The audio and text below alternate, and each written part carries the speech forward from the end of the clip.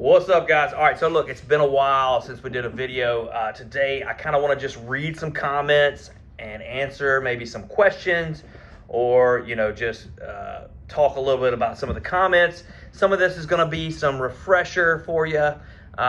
Some of it might be new. So with that, let's get started. All right, so the first comment, somebody was asking, or they made the statement that these long half-life opiates are brutal to get off of. And what they're talking about is Suboxone or buprenorphine, okay? And yes, it's true that it seems like it can be miserable with the withdrawal from these longer half-life opiates, whether they're full agonists or partial agonists like buprenorphine.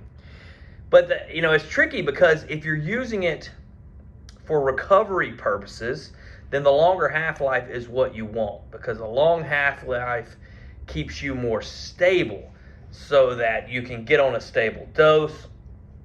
You're not having all these ups and downs, all right? And so it's great for transitioning and being able to stop short-acting opiates, whether that's pills or heroin or whatever, but it makes it very difficult when you are then trying to stop the medication.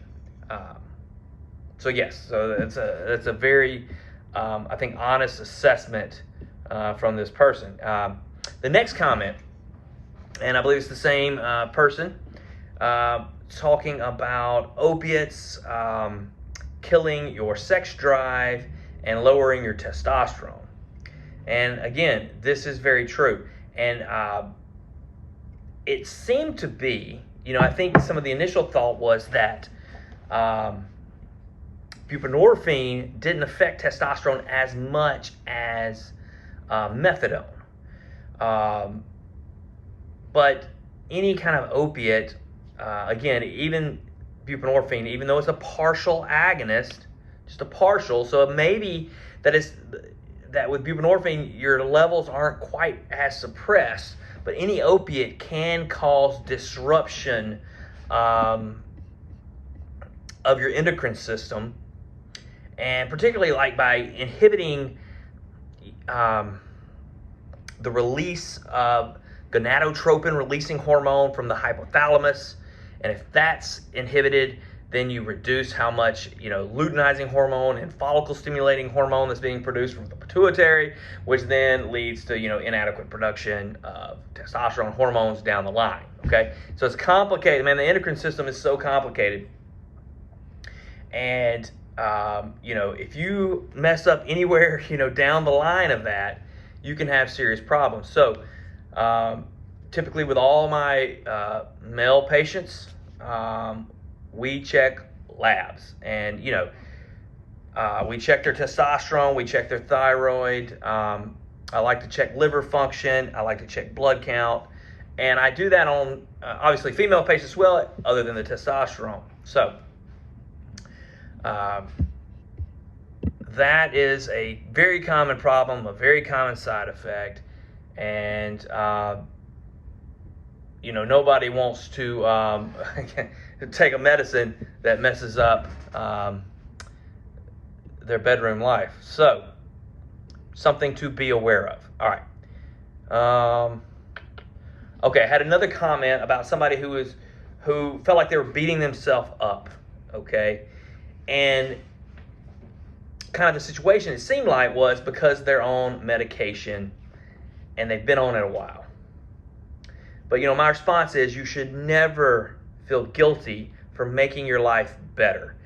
Always, guys, always keep the end goal in mind. And what's the end goal? The end goal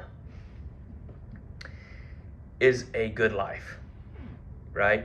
It's being drug-free. It's having a family. It's having friends. It's having a purpose-filled, purpose-driven, meaningful existence, okay? And if you struggle with addiction, then you cannot do that with drugs. So we need to keep you off, the things that are limiting you from doing this. That's the whole point. Now, if you get to the point where you can then reduce your medicine or taper off, that's awesome. You know what I mean? If you're so far recovered and so past that old lifestyle that now you feel like it's your medicine that's keeping you from living this life, then yes, we need to work on that and figure out what your next step is for maybe transitioning off of medications. But you should never feel guilty because you're taking a medication if it's working and you're taking it properly and it's making your life better. Not meaning you just feel better, but that it's actually improving your existence, okay? All right, so there's a difference, right? Because some people, when you first use heroin, you probably thought it made your life better, but it didn't, right? It wrecked you, okay? So we have to be able to look at the entire picture and figure out what makes our life better. And eventually you'll get to the point, more than likely, that you can taper off medicine. Some people need to stay on medication treatment, okay? Some people will need to stay on it indefinitely, if not forever. And that's okay, all right? So this is a guilt-free zone as far as that goes. You're going to have people who are wanting to taper, and you're going to have people who are wanting to stay on meds. And guess what? Depending on the phase of your life, that might change. So just because you have a feeling today doesn't mean you're stuck with that feeling tomorrow. I hope that makes sense, guys. So, all right, let me scroll down here and see if there's any other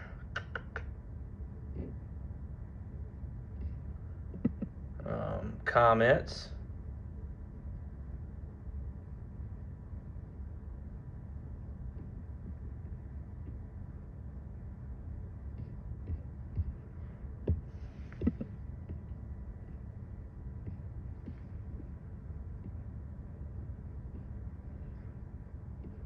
Okay. Somebody had, I think they were kind of forced off medication. They had kind of tapered down what they could, but they were still on a somewhat higher dose, like 4 milligrams, and had to stop. And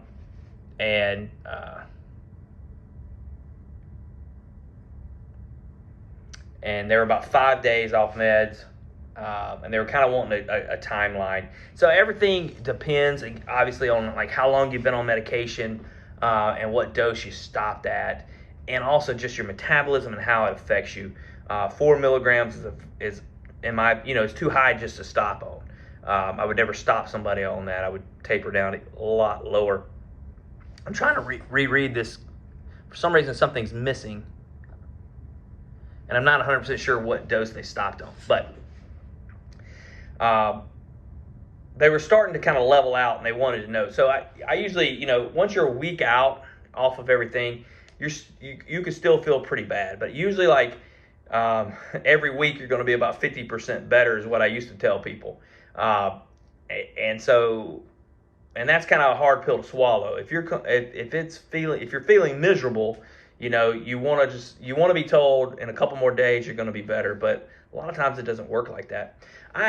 This has nothing to do with that comment, because I'm sorry I started talking about it and I couldn't really, for some reason I'm getting lost trying to find the comment, the specifics of it. But I had a patient come in, and she went into an inpatient detox, and man, I felt so bad for her, because when she came to me, she was like a couple weeks out from it, and she was miserable. She had lost so much weight. She couldn't keep any food down.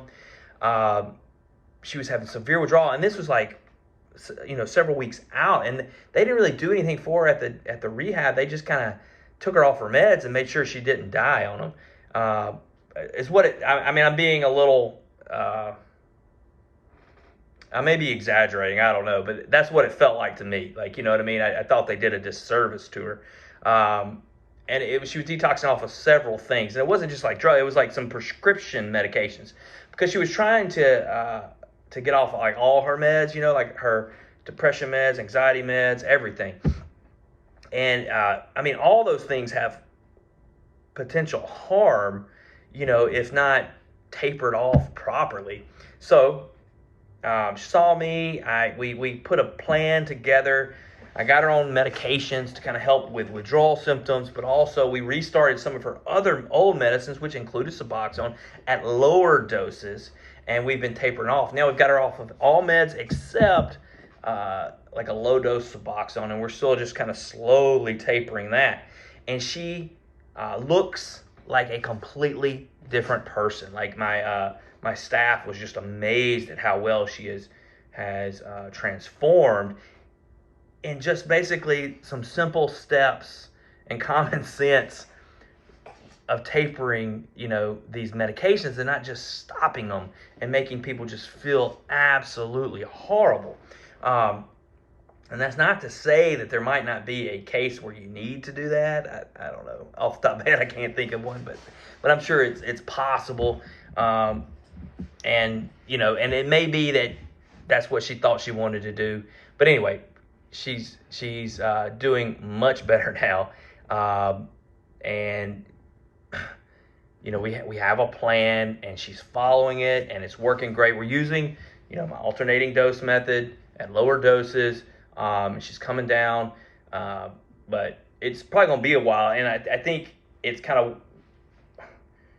woke her up a little bit to know that, yeah, this is going to take longer than I thought. But at the same time, the idea is I don't want people to feel so defeated that they think they'll never get off of medication. So we go slow, but we do it in a way that makes sense, in a way that is safe for the patient, and in a way that is, to me, psychologically safe as well. And then we go from there. And close follow-up, we readjust as we need to, we reevaluate, and that's it. So, all right, guys, I hope this was helpful. I know I haven't done a video in a while, but, it's kind of funny because I do a lot of addiction treatment, yes, but that's not all I do. I am a regular, just a kind of family doctor. I treat it all. I do get a lot of referrals for addiction, not just opiates though. I treat folks with alcohol addiction and meth addiction, but I also get referrals for bipolar disorder, anxiety, and depression, and schizophrenia. I treat a lot, so I probably treat more psychiatric cases than most family doctors, but I do enjoy that. And then also, your run-of-the-mill diabetics and COPD and congestive heart failure and all the other things. And so, anyway. Sorry for the rambling rant, but I haven't done a video in a while. So, all right, guys, I hope y'all are doing well. If you have specific questions, throw them out there. I can't give you specific medical advice, and I never would. And I am not a substitute for your doctor. Never, ever, ever, okay?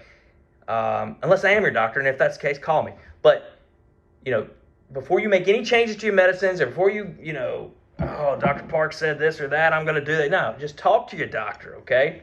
My guess is your doctor is more reasonable than you give them credit for, okay? And so just talk to them, kind of tell them what you're thinking, maybe the plan you're thinking, and see if it's right for you. Don't just go changing everything up and trying to do everything on your own. And that's the key, man. You don't have to do it on your own, okay? You can get help, all right? All right, guys. That's enough for today. Let's drink some coffee. Peace.